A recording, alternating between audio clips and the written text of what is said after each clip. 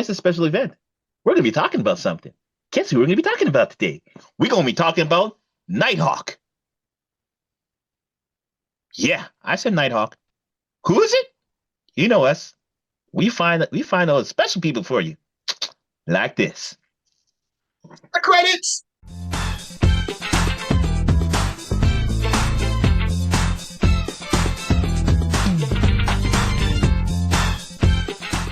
All right, everyone. Thank you for tuning in once again. This is the iConis podcast. Remember to like, subscribe, and share. Don't let the show be a secret. And it's me, Barry 3D, with Rod DJ Rod C, and Larry Rick Lozado here. And we are going to talk about Nighthawk. But before we get into that, we got to do the roundtable. Manners make it the man. So if you want to find me, you got to check me out at barry3d.com. Excuse me, for Rod. Rod, where can we find you real quick? You can find me on Instagram at Mr. Rod C.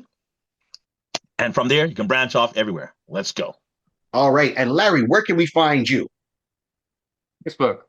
Forgotten, obscure, underrated comic characters. Beautiful. Remember, respect the rules and everyone will have a good time. On top of that, we got a big shout out for the one and only. If you need some graphic work done, we got to reach out to our man, and that man is J Bird Digital Art. Mr. Jason Reese, J Bird Digital Art. You let him know that you heard about him on the iConis podcast, and he'll give you a discount on the work. All right. Thank you, Jay, for all the templates and all the work you do. And here we go. We are going to dive into, and Larry, hold on, big shout out to Larry. Larry's been dropping and doing all the shorts for us on our channel. So hope you guys have been keeping up and catching up. There's a lot more coming. So yes. All right, then enjoy. Thank you so much for those, Larry. Now, we are going to talk about Nighthawk. Now, I know when I mentioned this, and we all talked about this before, because we'll just pull out characters on the top of our head for whatever reason.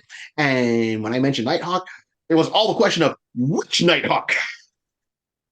And I was like, well, the one from Full. And then what? The question again, Nighthawk.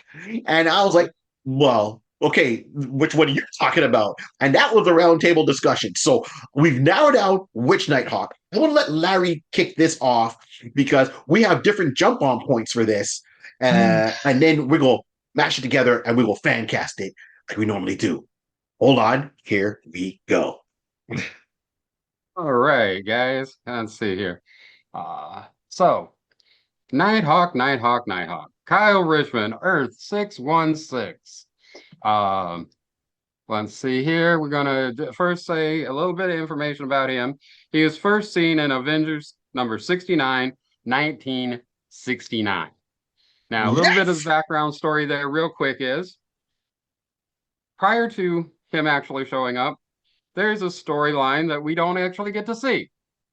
We have the Grand Master, Elder of the Universe, goes over into the dimension in which the Squadron Supreme, basically the big group, like the Justice League, the Avengers, whatever, for that particular universe. Hey, they're a parody of the Justice League anyway, so let's go. That is true. Right. All right.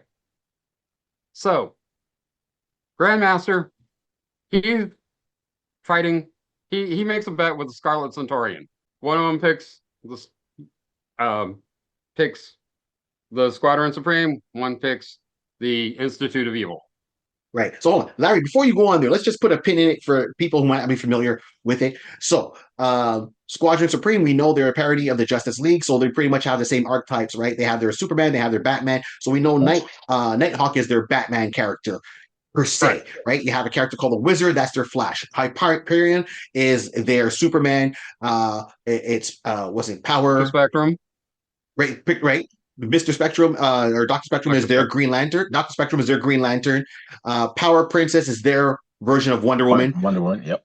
Right. You know, so and it goes on. Pardon me? Yeah. Amphibian is Aquaman and so forth. Yes.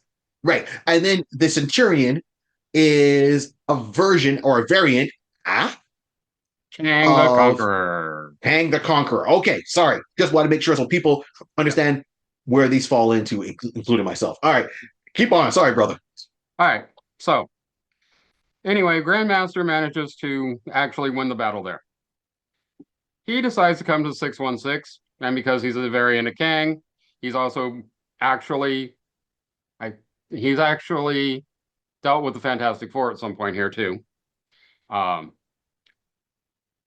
He decides, well, let's try and go against the Avengers. So I'm going to create my own version of the Squadron Supreme. And he picks a few different people up.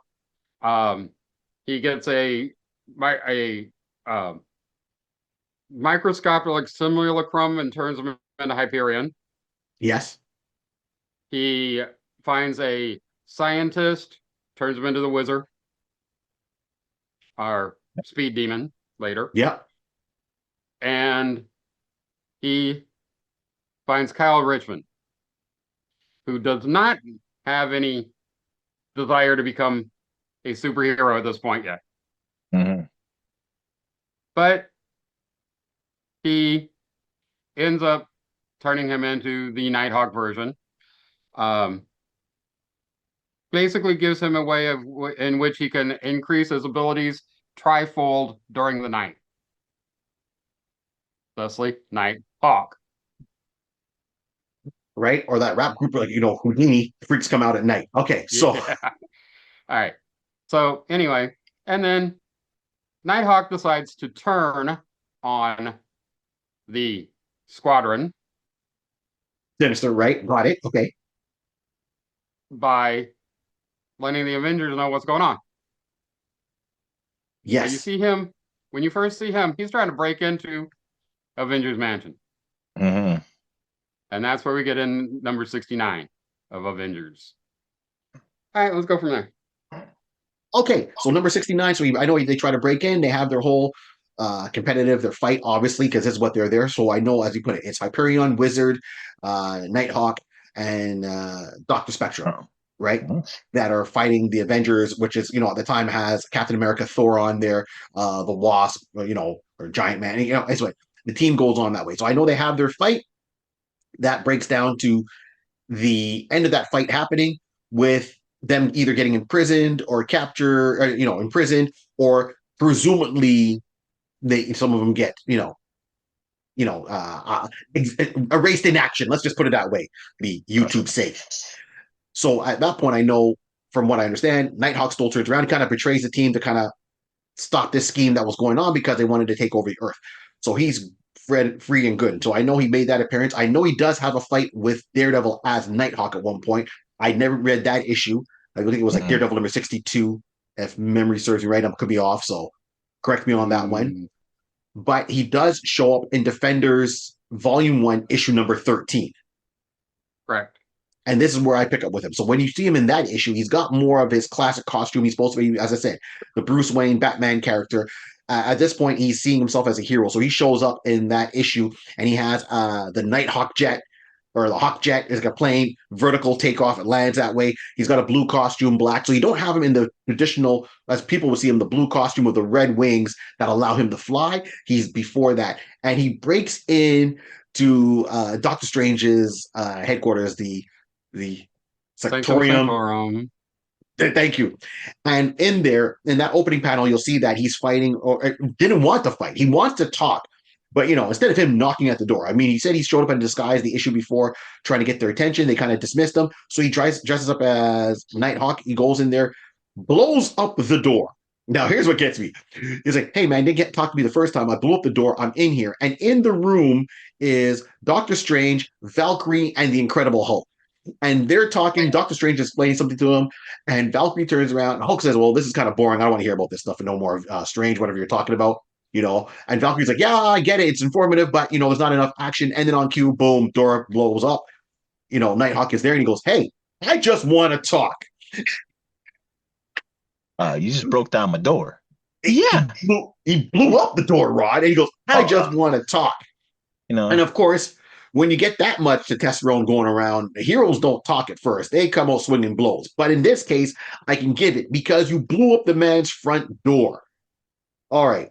So he gets in there, gets into a quick, fisticuffs with the Hulk. You see how Afro Man all over again.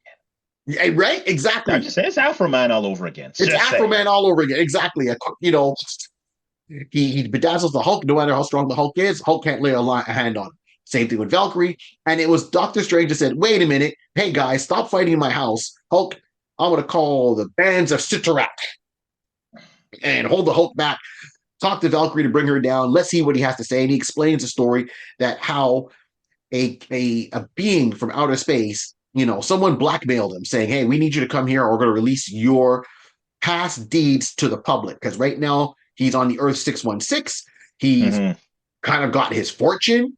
He's still there, right? Because he was altered from that universe. So he's rich.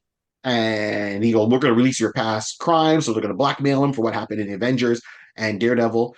He shows up, and sure enough, it's the other three of the Supreme Sinister Supreme. They're like, what are you doing? And it's like, well, how'd you get out? I thought you guys were gone or imprisoned. And it was like, oh no, we got saved by this one guy, Nebulon.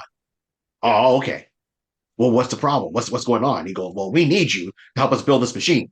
And he's like, well, I'm not going to do it. And Nebulon shows up, freezes him. They have a conversation. He goes, I agree to do it. But then Nebulon was smart, saying, we can't trust him. So what we're going to do is, if he goes to talk to any of the Avengers, if he gets within proximity of any of the members, he turns invisible and intangible at the same time. Yep. I don't know why they couldn't hear him, but that's exactly what happened, because he goes to talk to Captain America. They can't see him. They can't hear him. They can't whatever. Okay. But he hears Captain America mention something about the Defenders just in a passing panel. So he's like, well, the Defenders, I will find them, because since they're not Avengers, that means they will see me. And he explains that there's a whole plot to destroy the Earth for him. They're forcing him to help build this machine that's going to melt the polar ice caps. Gotta love the 70s. And it's going to flood the Earth, right? And this is why he needs them to help him stop it. Couldn't go there because, they didn't want to get caught betraying. They kind of cursed him pretty much. Anyways, he gets zapped. So this is where he comes into as that persona. Now, I've talked about the Defenders on one of our Inner iConis Ideas videos, that I'll post that you guys can see. And I admit the Defenders, I think, to me, as I said, were stronger than the Avengers, even though they kind of took that title. Just because you say you're the strongest, don't mean it. The Defenders are seen as not an official team, but more as a bunch of adventurers that came together to work to a common cause when needed, right? So keep in mind, we're talking, and the issue that shows up for this version of the Defenders is obviously Doctor Strange, the Incredible Hulk, and Valkyrie. Okay, so they too have an Asgardian. And at last minute, against his will, they bring in Namor the Submariner. It's like, Namor, we need you. No, I got things to do. Stephen Strange's like, sorry, zap, teleport, and you're here. I think we also got powers combined. Yeah, well, that's it. And this is when Namor was wearing that black costume with the yellow wings underneath it, which I loved it, because that reminds me of when they used to do super villain team up with him and Magneto, or him and Doctor Doom. Beautiful series. Okay. I think we also get one more Defender. Who'd I miss? The early 5th one. The cosmic one. Silver Surfer. No. Silver Surfer. Yes, but Silver Surfer wasn't in that issue. Wasn't in that annual? Oh, annual. Okay, you know what? I didn't look at the annual. All right, my bad. I said, hey, I never claimed to know everything. Yeah. I just looked I looked at issue number 13, the Defenders, and in issue number 13, he wasn't there. But yes, in the annual and other issues, Silver Surfer is a part of the Defenders. Those four, let's just veer for half a second. Strange, Hulk, Valkyrie, Silver Surfer, right? And then you add in Nighthawk and oh my gosh, who's the other one? Nighthawk, not Hellcat. Hellcat was part of them at one point. Comes in later. Yeah. Right? Comes in like this team. Valkyrie, right. Okay. This team is like who would beat them? It's a good thing they're defending and not avenging. Okay, let's just put it that way. It's like, you bring the fight to us and we're going to end it. You throw the first punch, we're throwing the last. Okay, but if they were more, I guess, had a charter and organized that way like the Avengers, come on now. Hulk and Silver Surfer and Namor, along with Strange? Yeah, could be a problem. Could be a problem. That's resources, that's power. And I mean, like, power is not just by physical strength I'm talking. Power cosmic, gamma radiation. One's got access to the bands of Sidorak, which is what fuels the Juggernaut. Okay. Okay. and then Namor is no slouch himself, and then he's got the resources of the sea to fund whatever. Okay, they are good. All right, so I know, as I said, so in issue 13, so the annual, I didn't realize that Surfer shows up, but I know in the issue 13, he was not there for that particular issue. I think if he was there for that issue, the issue would have been 3 pages. Yeah, probably. I mean, come on. It's like, I'm Hyperion. Nothing is thought. Well, wait a minute. You got the Hulk and the Surfer? Yo, I'm going to go back to my universe and call it a day. What's this about?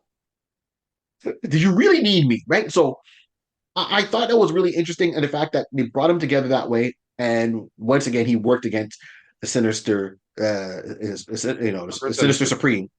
Thank you, to stop them from flooding the Earth. And it was a cool story. Now, was it a little bit fast paced, pacing wise? Yes. Yeah, because like you don't even hear in the flashback, you just hear him say, "Oh, I heard Captain America mention Defenders." You don't even see Captain America with a speech bubble. So, and you just get the flashbacks of okay, whatever it was. But once that is said and done, from that issue of talking, he turns around and he goes, "Look, you know what? I wouldn't mind joining you guys going forward. I mean, the first, and to keep in mind that issue, there was 2 fights. The first fight with the Squadron fighting the Defenders. The Squadron wins. The Squadron totally wins. Like no question about it. Right? They totally win and start advancing with the plans. They know that Nighthawk betrayed them, so they put him in a sphere together. Nebulon throws them in space. At one point, the Wizard's like, "Oh man, let's get rid of him right now." And Hyperion's like, "No. I want them to suffer like my homeworld suffered because he came from a subatomic universe. Like I guess he could have been a Micronaut. And when we discovered the atom, it destroyed his planet. Sort of. We find out we find out that's all a lie later. Oh yeah, exactly. But at that moment, reading it, you're like, oh, okay. And then they cast them into outer space and say, "Oh, let them suffer. Let them go into outer space in the sphere that we can't do." Now, why they're trying to do this whole thing for the Earth is because Nebulon says, "Hey, I'll restore you guys, the Squadron. You guys got to give me something." They're like, "Oh, what do you want?" Planet Earth. And Hyperion is like, "Great. Planet Earth is what caused the destruction at the time of my planet. And I was a sole survivor, and then I was cast in outer space in the sphere. So I'm going to do them the same way, and I feel no way. Take the Earth. I want them to go." It didn't seem like the Squadron had an exit plan on how they were going to survive the Earth being covered completely in water, because the members I mentioned, none of them are amphibious. Well, Namor. Well, I mean, yeah, Defenders. But I mean, I'm talking for the Squadron, right? For the Yeah, Squadron. no, none of them are amphibious. None of them are amphibious. Yeah. And they're all like, "Yeah, we're good at this plan. Like, Wizard, you're like the Flash. Like, you're a speedster. You run. You gonna run out? You gonna swim at super speed? Like, you got to come up for air at some point." So they go through, and then at one point during the fight, you see Nebulon. He looks like a golden skin person. But after that fight, round 2 with the Defenders at that time, along with Nighthawk, he loses his form, and you see his true form, which looks like a giant. I can't even say a lizard. It's like a slug. Thank you. Like a giant green-skinned slug. And he goes, "Oh, this is my true form." And it was like, "Oh my gosh." That was the big reveal. And it's like, "Well, why do you want the planet underwater?" He goes, "Well, the planet I'm from is looking for resources, and we are an amphibious race. So we want the world covered in water so we can get your minerals and then live here too."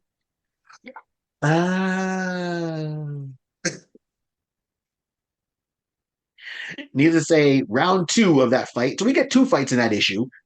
Round two, obviously, the heroes prevail. They stop the machine.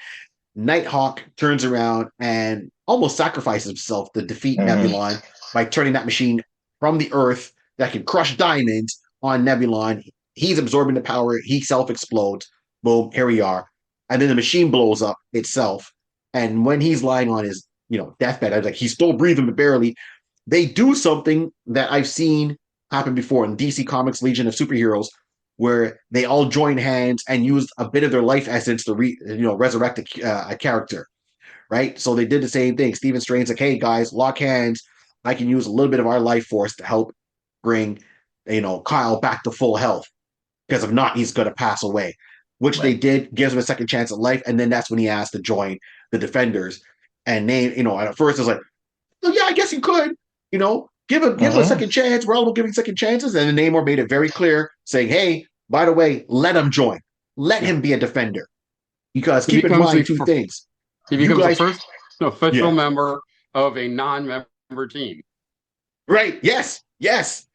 And Namor was behind it because Namor says, "Well, one, I was glad to help because I realized how it can endanger everyone, but let it be known this is the last time you're pulling me here against my will to help somebody. I have a kingdom to run, and the next time you see me, I will not be an ally." Now, keep in mind, this is him with a black costume with the wings under there, and that's why I mentioned the super villain Marvel team up that Namor was a part of during that run, Mm-hmm. of those stories. I can't remember any issues they ran for, but definitely just about over 20 issues, I think, of the Something original like run. that. But yeah, but John Yeah. Bryan was like doing the art at one point. That's why it stuck to me because hey, it was almost what it felt like the secret society of supervillains for DC with Captain Comet and all that. So the bad guys were kind of getting their forefront in how they operate. Yep. Okay, I've done a lot of talking. So Nice. that's how we get it, and Hulk at the very end is like, well, I've lost a friend in Namor, but I now have you as my new best friend, Nighthawk. And he puts his hand on his shoulder. I'm like, Hulk wastes no time. I mean, Bert knows. I now have you, friend. Bert knows. Yes. Oh, that's the green skin Goliath, man. That's classic Hulk. Beautiful. Yeah. I wish this team had more Yeah. visibility. And Both then, teams, I think. Yeah. and that's when the team starts gelling into almost a regular rostered team Mhm. because from there you have some adventures with just Nighthawk, Doc, and Hulk, Right. and Valkyrie, um, including Magneto fighting Magneto and Alpha, the ultimate mutant. Yes.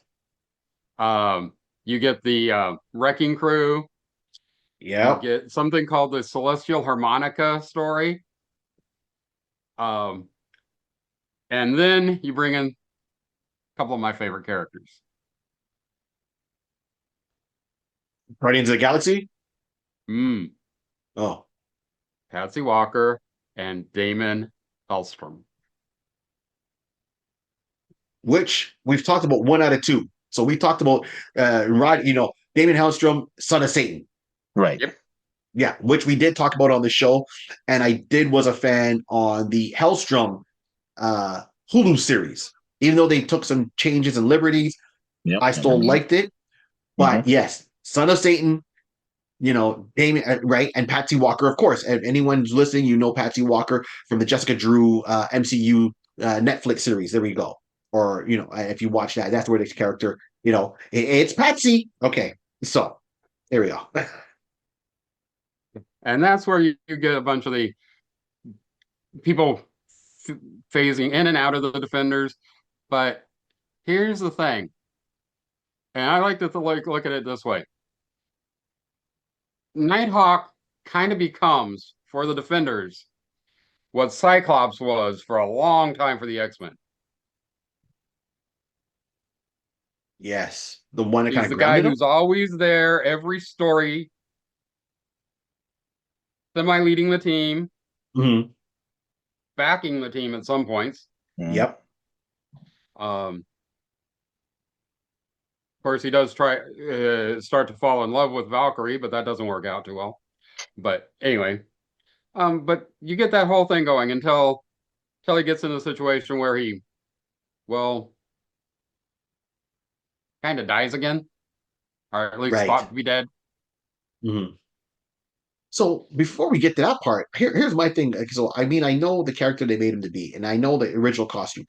And I'll be honest, I can't remember when he updated his costume to get the red wings. Right after the Nebulon storyline and before the next issue came out, Mhm. and he comes out with the first cape wings type gyro auto.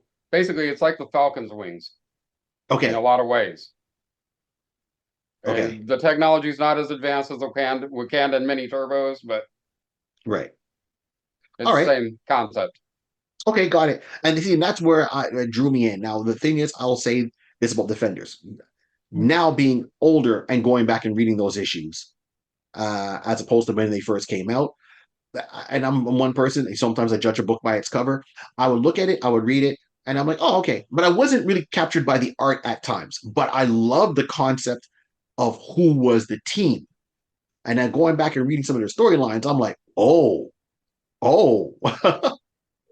and I think like for the MCU, they kind of push obviously the rest of the things. And of course, I know people are hearing us and they've talking about the Defenders. Oh no. And I had someone put that in the comments before when I talked about the Defenders run. It's like, well, the Defenders are already on TV, Barry. Like someone actually put it in the comments on one of our past videos. And I'm like, no, I'm not talking Luke Cage and Jessica Jones and Iron Fist and Daredevil. That's not the original Defenders, just like the team we got for Guardians of the Galaxy Yep. movie wise is not the original team comic book fans know.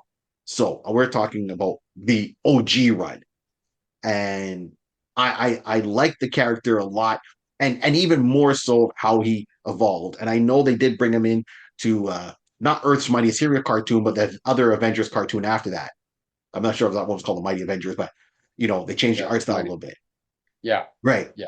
So And they brought him in more like Squadron, Sinister Squadron, right?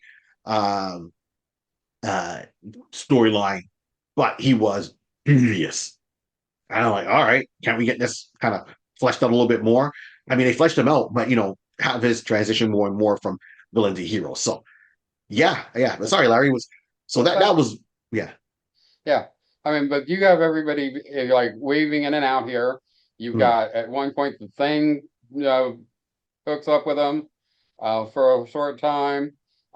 You've got um, the like I said, Son of Satan, um, and that leads you into a storyline that we're going to have to cover someday: the Six-Fingered Hand. Yes. Yeah. We'll leave that for another time, though. Put a pin in it. Yeah. Right. Yep. But one of the things during all of that little thing where Power Man comes in for a couple of issues and so forth, this is when you actually get one of the best villain teams against the Defenders, the Headsman. Right.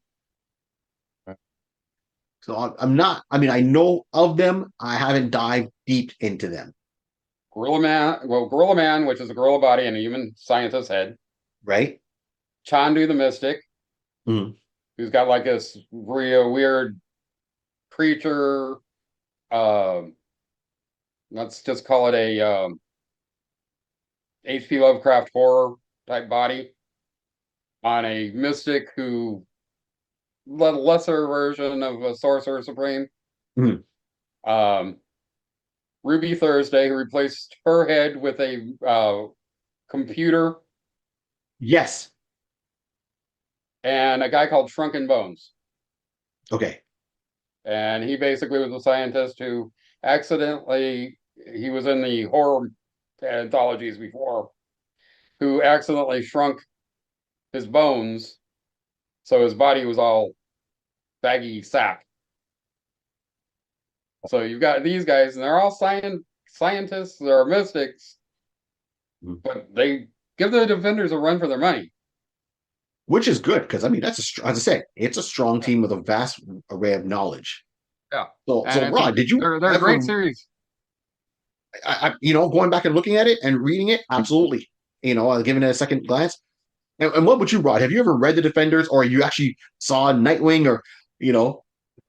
So the Defenders, I do recall reading, some of it. I didn't really catch like every single issue on the Defenders, like the original one, like the back in the day one type of scenario. Yes. The Netflix version, I did try to catch up as much as I can with that. Watching watching Jessica, Iron Fist, Luke Cage by itself, and then when they came together. So I did watch that particular as well. So Nighthawk itself, no, I did not watch.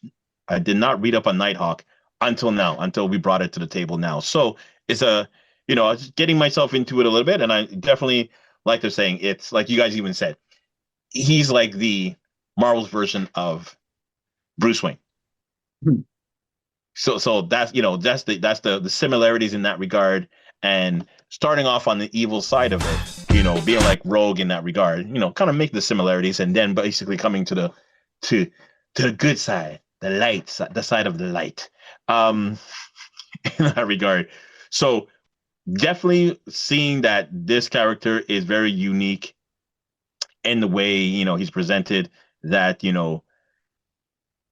in his mind, I especially like he's evil, but he's after what he sees the wrongs of his ways and stuff like that. We don't see that often. So I mean, I like at least that they wrote him into that particular way, that he can change over his mo, his actions, become a good person, a good individual in that regard. Right. I know there's a lot more to get into it, but like I said, what I got from it is like, okay, very interesting. To be honest, he Yeah. never really actually was evil, because even when he Yeah, first started, he was that trying to save the Avengers from the rest of the right, squadron.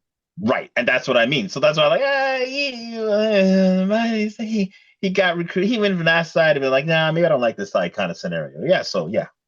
Yeah, because what happens when the Grandmaster comes in, he kind of rewrote their history, their personal history, right? Going through time and Mhm. changing certain events. So it's so much like nature versus, nature versus nature kind of thing, Yes, yeah, yeah, um, yeah.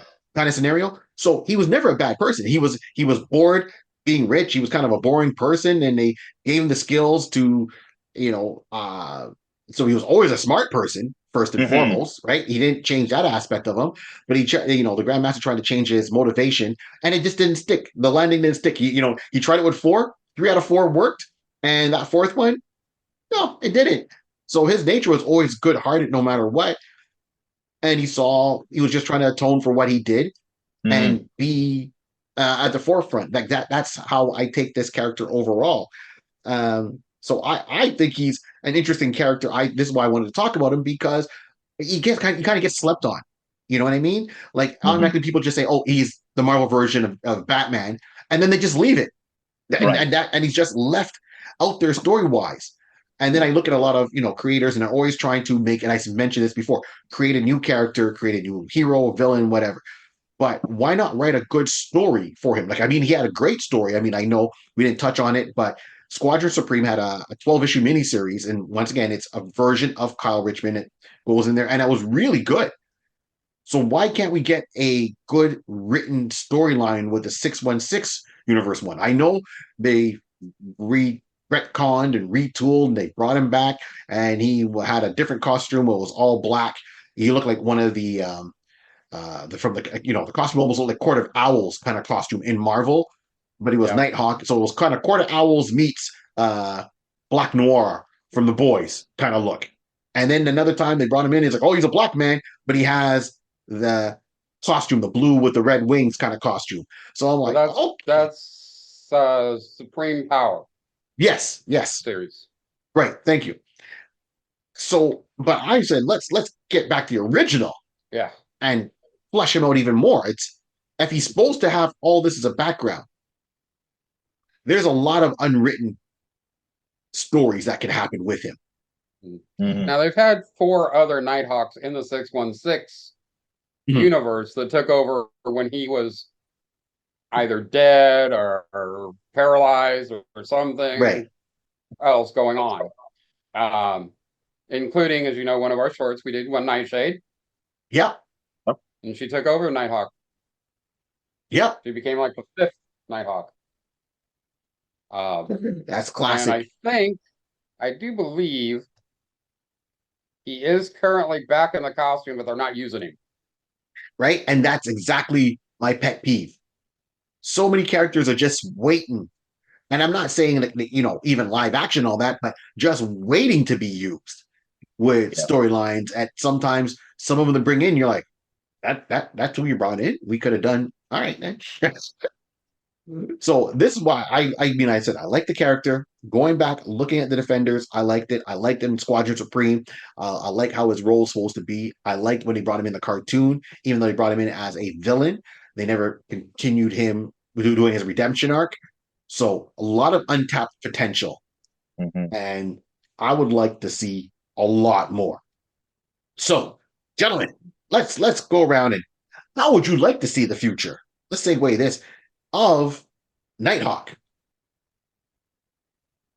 Right? Like, I mean, we always go like, okay, let's fan cast it. Okay, do you see it a certain way? Live, animated, book. What how do you see it, and where would you like to see it go, or who would you cast? So, I don't know. I can start this off, or Larry, you want to go first, or who wants to go first? I'm good either way. Um, you go for go. You or Rye go first. I want to look up two quick names. All right, then. So I'm going to go first. So I'll say this. So for Nighthawk, I turn around, especially with everything happening in the MCU. They're kind of doing a reboot right now. We know the X-Men are coming in. We know the other characters exist. So we have Doctor Strange already cast in the MCU. Clearly, we know it's Benedict Cumberbatch. You know, we have the Hulk that's already been cast. He's already seen their live action. Silver Surfer, regardless which version you want to go with, we know that character has already been cast, or they can do it. So I don't even care if it's a female version they want to bring in.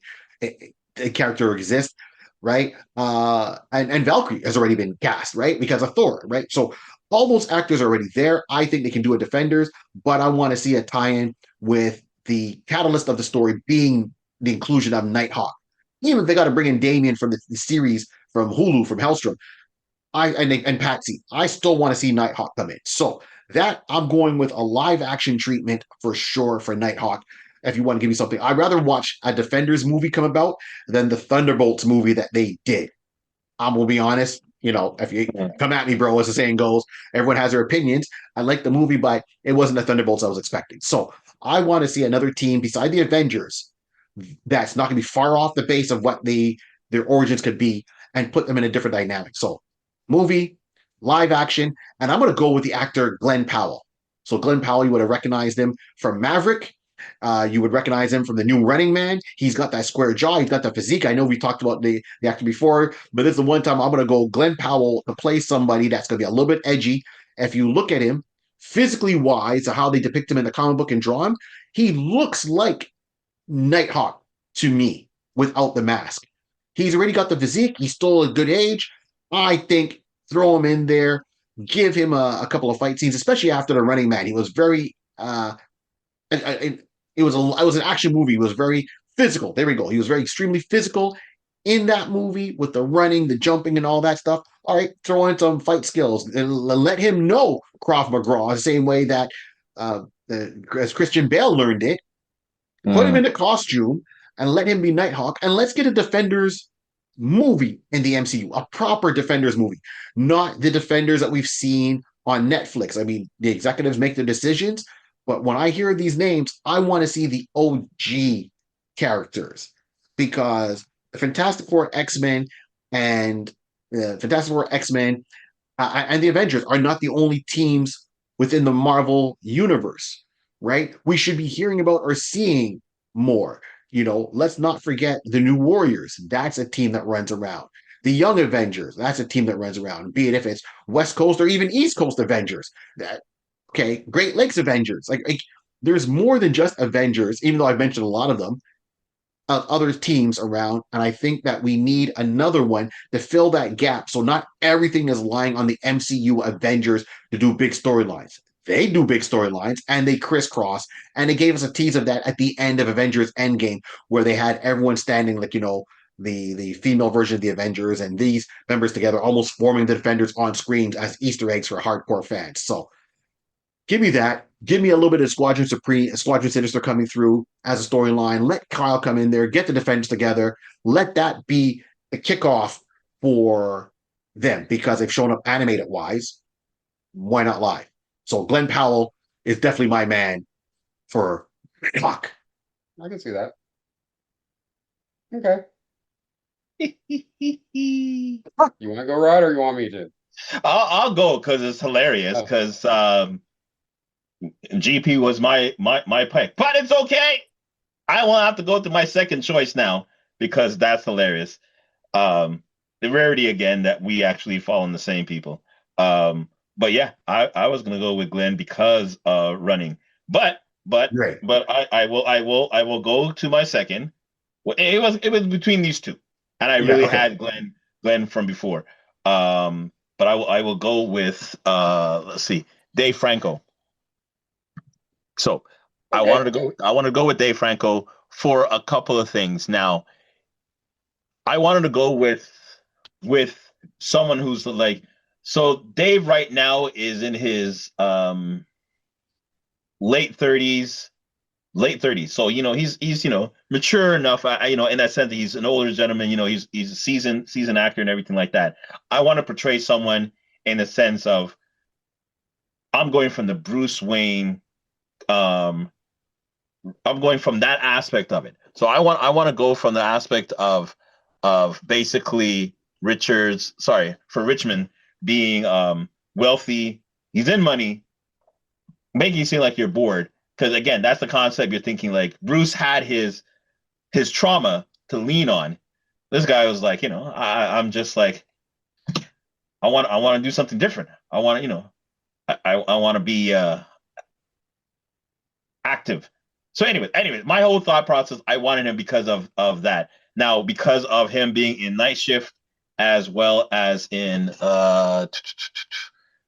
to now you see me, now you don't, in that regard. Those are the two similarities I wanted. I wanted someone who is laid back in a sense from, when he's playing the character of Jack Welder from Now You See Me, Now You Don't, but also I wanted him to be where did I just gotta get his. Oh Lord, I just said the show. I just said the show. Glenn was the day shift. That's why it didn't click in my head. Oh, day Sorry, shift. Yeah. I know I said night shift, but it was day shift that I wanted. Yeah. So him at least still being kind of not naive in the sense, but he was still just like, you know what?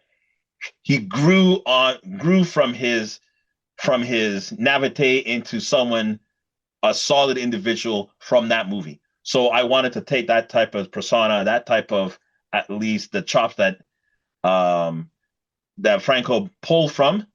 I wanted to use that in here for Kirk as being an individual to have his ways and change again, like we were saying earlier. When he's now, with the, helping out the Avengers, trying to, do good. That's a moral compass right now that he's trying to find himself and everything along that line. So that's where I was trying to pull from the day shift in that regard. So yeah, I was thinking of Glenn. And then I said, Dave, Glenn, Dave, and then you said Glenn. I was like, okay, let me just go to number 2.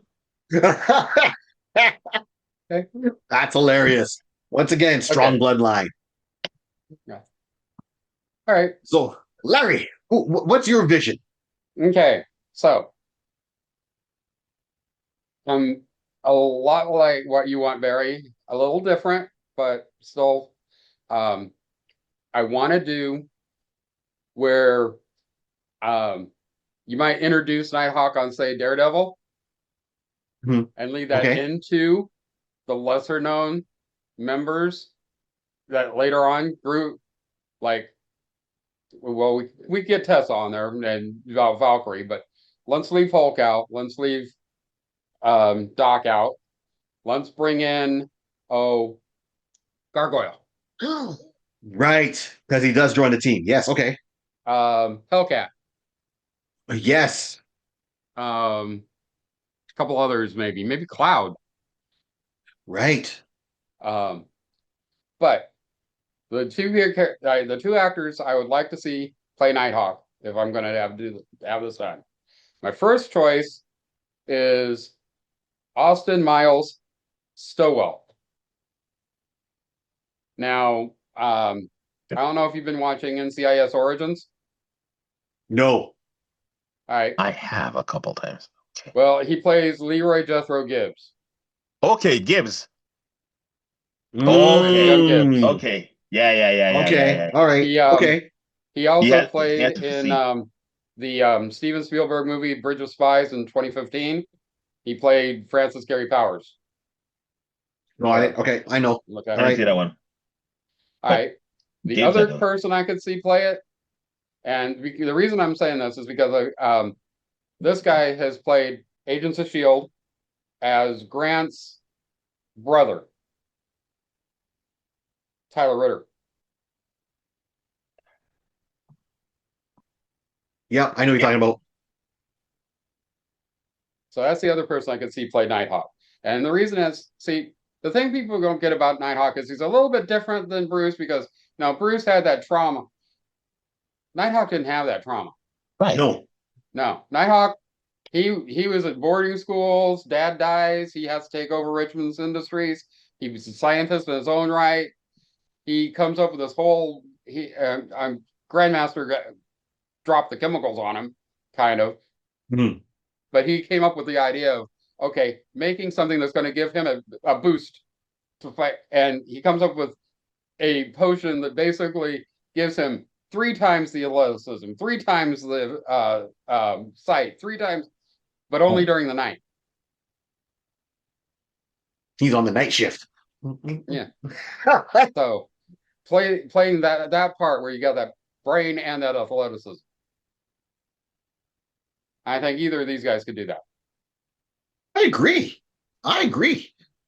And as you like to say, Larry, for the fans who are watching, I mean, you guys let us know below. How would you see Nighthawk coming about and stuff like that? And who would you like to see you play him? Like, I think we've got together some really good, solid picks for this character, and even directions of how the character can be introduced and used within the MCU universe. And once again, you got to also lean back on the comic book writers, right? The creators, right? Like, come on, give us a storyline with the original, and not make it. Don't try to be shocking to say, oh, he was always a villain and he was trying to just play a good guy. Like that wasn't the case. Like, let's stay true to the character's roots. It can be done. There's your challenge for comic book industry writers. Okay, so that is awesome, guys. Any last words about Nighthawk before we wrap this one up? I just want to see who they're going to cast for us. That's Sweet. You want to see hit what? those comments, guys. Oh, Get us in the comments. Rod, any last words? um, listen, just let us know what you like. We will talk about it. Yes. Nighthawk is unique and different, and like you said, see similarities and you don't see similarities to other characters that you know. This is what we do. That works. I agree. Let us know who you guys want us to talk about next. We'll definitely do that. Remember, we got a Patreon page and I got a coffee page, so feel free to go and check those out. We got some stuff there. And I'll say this: if you type in Nighthawk, please type in Nighthawk Marvel Universe. Don't do what I did at first and type in Street Hawk, and then you get brought down in episodes of seeing George Clooney in episode 2, where something was like very similar to Knight Rider, but it was on a motorcycle. Still gold. Still gold. All right. On that, this is the iConis podcast. Remember, like, subscribe, and share. Don't let the show be a secret. And and remember, this whole world's created by a pencil, a piece of paper, and lots of imagination. Keep on reading. And Larry, what's your tagline on the shorts? I know you use it on the shorts. What's your tagline there? Let's just give him that. Keep reading, keep writing, keep drawing. You're a creator yourself, baby. Boom. There we go. We are out.